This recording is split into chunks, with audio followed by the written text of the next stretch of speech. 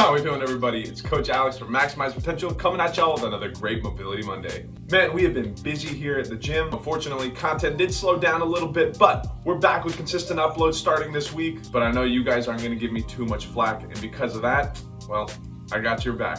No, but literally, today we're talking about how to improve your posture in 3 very easy steps. But before we get into that, you already know how I'm going with this one, y'all. It's a brand new month, which means that we've got a brand new program. May is focusing specifically on eccentrics, which is going to help improve our overall strength and lean mass density. So we're rolling out the new May-inspired merch with the May the Strength Be With You t-shirts and tanks. The material just feels great, it fits well around the arms, and it tapers around the waist. Not to mention features this really cool Star Wars inspired logo. So make sure you head over to the shop and grab some while you still can. These are going to be a limited run only for the month of May. And while you're at it, go ahead and check out some of the stuff that we dropped for our new spring apparel. I'm going to go ahead and leave a link to everything down in the comments below. Today, we're talking about how to improve your posture in 3 easy steps. So let's go ahead and jump right into it.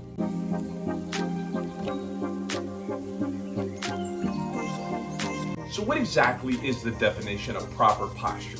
Now, of course, this is going to have everything to do with your physiology or how exactly you're built. Remember, some people's shoulders may be a little bit wider than others, some people's hips may be a little bit more narrow than others. Now, because of some of these physiological differences, some people may be more predisposed to certain postural issues than others. But before we dive too much into this, we have to know the basics of posture. Let's take a good look at the spine. Now, the spine is going to have 2 very distinct curves to it. Starting at that outwards bend, this is called a kyphotic curve.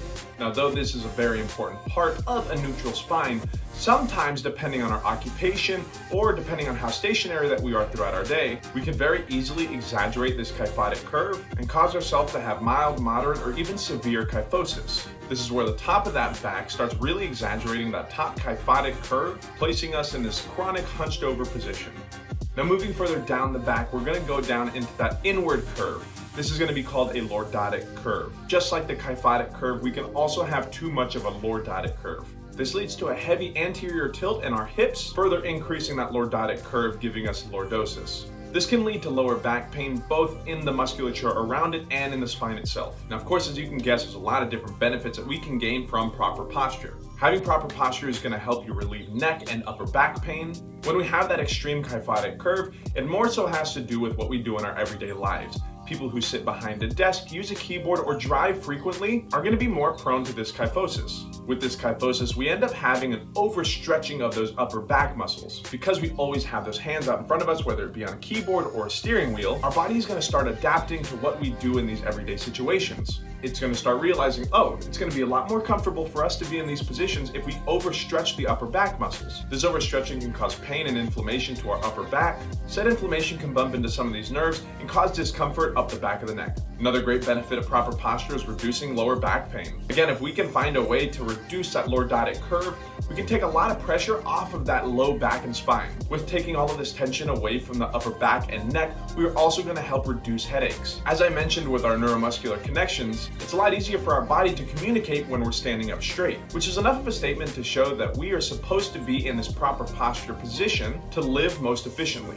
When we stand nice and tall, this is going to help improve circulation and our breathing pattern. When we are in that hunched over kyphotic position, this puts pressure into our diaphragm, which doesn't allow us to open up those lungs as wide as we would like. Same thing in how I mentioned with that kyphotic curve, it is very important that we have this lordotic curve. Even in that kyphotic and lordotic curve, not only make it to where we perform a lot more optimally, but makes neuromuscular communication just that much more efficient. I think of the spinal cord somewhat like a highway. This would be considered our normal commute to work. Every morning you get up, you head out on the road, you can always expect some level of traffic, but for the most part, you know exactly how much time it takes you to get from home to work. Until one day you wake up and you realize that there's construction on this road. So now you have to take a detour, which is going to change the time that you're going to get at work, which may just end up messing up your entire day. When we are outside of spinal alignment, it's a lot more difficult for our brain to communicate properly with the muscles that we're trying to use. Now, one of the most important things when it comes to proper posture that we have to think about is going to be shoulder blade placement. I know a lot of people grew up rounding the shoulders over and back, but what if I told you that this is actually the incorrect way of doing it? we don't want to round these shoulders around, because when we come up, we end up activating these upper trap muscles. Having overactive upper trap muscles makes it to where we more frequently can hold our stress up into these traps, further tightening this upper back and shoulder and neck area. So rather than a rounding and jutting that chest forward, I just want to see the shoulders go straight back. Now, the way that I think about it is trying to tuck these shoulder blades into opposite back pockets. So tuck that right shoulder blade into that left back pocket, tuck that left shoulder blade into that right back pocket. Now, let's get into these 3 very simple steps that you can take right now to improve your posture. Alrighty, y'all, so it's been a little bit since we've gotten to some real mobility. If we remember back to those mobility sessions that we had in previous videos, we know that the 3 steps to getting into this is going to be a roll, a stretch, and then a strengthen. So those are going to be our 3 steps for today. Now, when it comes to improving our posture, like I mentioned, a lot of the times, depending on our occupation, if we're on a computer a lot of the times, or if we're grabbing that steering wheel, we can overstretch those upper back muscles. But a lot of the time, what we don't think about is having these pec muscles end up tightening up, end up contracting and staying in that shortened position. So the way that we're going to loosen these up is we're going to be with a little bit of myofascial, and we can use either a tennis ball or a lacrosse ball. Personally, I like the lacrosse ball just because it doesn't have quite as much give as a tennis ball. Now, the way that we're going to go ahead and get into this is you're going to want to find a corner, like a doorway or a wall, that you're going to be able to have a little bit of opening for your face. So I like to go find that chest level. We're going to be right up on the corner here. Now remember, stay away from any bone. I want to be just offset to that sternum. So place that right into the pec. I like to think about this somewhat like a submarine radar. So scan around the area. Once you find that blip, or once you find something that's a little bit uncomfortable, go ahead and sit on that. We're going to put a little bit of extra pressure and be here for about 20 to 30 seconds. Now, during that 20 to 30 seconds, if you want to add a little bit of movement into here, I like to face my palm forward, and then I'm going to bring my arm up almost in like a waving motion. This is going to add a little bit of extra stretch, a good pin and stretch to that muscle. Like I said, we're going to go at 20 to 30 seconds, so that should give us time to do about 2 or 3 waves on each position or each spot that we find. Once you find that 2 or 3 waves, or once you find some relief into there, once that tension dissipates, you can find another location. Now, we're going to be on here for about 90 seconds, maybe 2 minutes, depending on how many spots that we find. You always hear me say it, everything we do to one side, you got to do to the other. So go ahead and swap it over to that other side. Same thing here. Find a couple of spots, scan around. Once you do, sit on it, a little bit of extra pressure.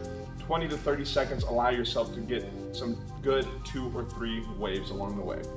Now that we've got our muscles loosened up a little bit, we can get into a little bit of a better stretch. So we can find a doorway. You can take that same place that we were just at when we were rolling. Now, I like to go 90 degrees at the elbow, 90 degrees at the shoulder, and you're going to place the entirety of that forearm on the wall, on that doorway here. Now, we're going to step through with the same side foot.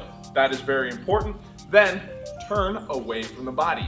You should feel this diffusely or pretty generally across that chest. Now, this is going to be our pec major. We have 2 specific muscles that we're going to be looking at today in these stretches, and that's going to be our pec major and our pec minor. Now, the pec major muscle fibers run laterally across our chest just like this, so it would make sense that we are keeping this arm in that 90-degree position. Now, after about 30 seconds, we're going to take that arm up to about a 45-degree angle. Now, as I mentioned, with the pec major muscle fibers running laterally, these muscles, the pec minor muscles, are going to run at more of a diagonal, more of that 45-degree angle. So that's why we want to have a little bit of a higher angle on this stretch. Very similarly, we're going to be here for about 30 seconds. Remember, everything you do to one side, you have to do to the other. So once you finish here, we're going to swap it over to that other side. Same thing, step through with that same side foot and turn away from yourself, feeling that good diffuse stretch at that 90-degree angle across the chest. After 30 seconds, same thing, take that elbow up to about a 45-degree angle, and you should feel those fibers stretching across the chest diagonally. Great, so now that we're nice and stretched out, we have the proper range of motion that we need in order to strengthen out some of the muscles that are going to be a little weakened. Now, as I mentioned earlier, if those muscles in our upper back and neck are overstretched, they're probably too weak to be holding our shoulder blades back throughout the day. So the way that we're going to do that is doing the exact motion that we're supposed to be doing anyway, and that is going to be a scapular retraction. So we're going to go ahead and put our hands at full length out in front of us. I like to go fist on the wall just to give us a little bit of a tactile feedback here. And we're going to just take the shoulder blades straight back. What I do not want to see is that chest puffing way out or taking the arms back here. I just want to focus on those shoulder blades, so hands up on the wall, keeping those arms nice and straight. Good squeeze. We're going to hold for 5, 4, 3, 2, and 1. Relax and come on back. 5, 4, 3, 2, and 1, and back. Now, as we progress through these, we can go for longer and longer times. If we want to start with 5 seconds, I recommend 3 sets of 10 at that 5-second hold. Then you can further progress to 5 reps at 10 seconds or 3 reps to 15 seconds. If you further want to progress this, we can actually go ahead and grab a band. If you have bands available to you at home, you can go ahead and just wrap this around something nice and sturdy. And we're gonna be in the same exact position, nice and elongated. It's just gonna introduce a little bit more of some resistance here as we go ahead and pull those shoulder blades straight back. 2, 3, 4, 5, and relax. And back, 2, 3, 4, 5, and relax. We're gonna be following the same rep scheme here, 3 by 10.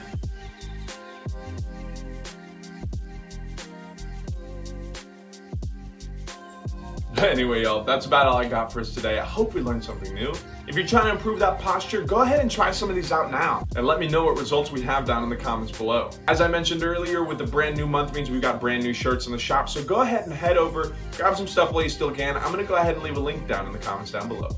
But remember, y'all, this is always a conversation, so don't forget to leave a like, comment down below with anything that you learned, any questions that you may have, or suggestions for future content that you wanna see. But other than that, I'm Coach Alex. Y'all be good. Drink some water, and I'll see y'all in the next one.